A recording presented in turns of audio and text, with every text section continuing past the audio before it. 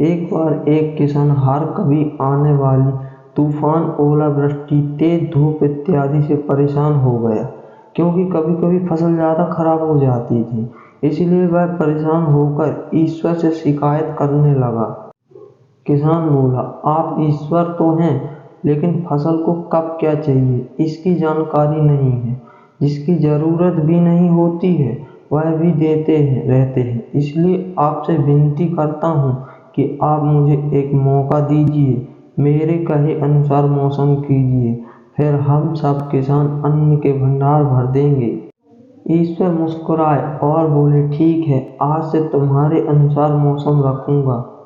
किसान खुश हो गया। किसान ने अगली फसल में गेहूं की बुवाई की। उसने जब चाहा तब धूप मिली, उसने जब चाहा तब पानी मिला। पानी की तो उसने बिल्कुल कमी नहीं आने दी। आंधी, बाढ़ और तेज धूप तो उसने आने ही नहीं दी। समय बीतने पर फसल बड़ी हुई। किसान भी बहुत खुश हुआ कि इस बार शानदार फसल दिख रही है। किसान मन ही मन में सोचा कि ईश्वर को अब पता चलेगा कि अच्छी फसल के लिए क्या क्या जरूरी है। फालतू में ही किसान को परेशान करते रहते हैं। किसान फसल काटने के लिए खेत पहुंचा। गेहूं के पौधों की बालियों को हाथ लगाया तो उसके पैरों तले जमीन खिसक गई। उसने देखा कि किसी भी पौधे की बालियों में एक भी दाना नहीं था। किसान दुखी हो गया और बोला, हे ईश्वर, ऐसा क्यों हुआ? क्योंकि मैंने तो सब कुछ सही किया और सही समय पर किया।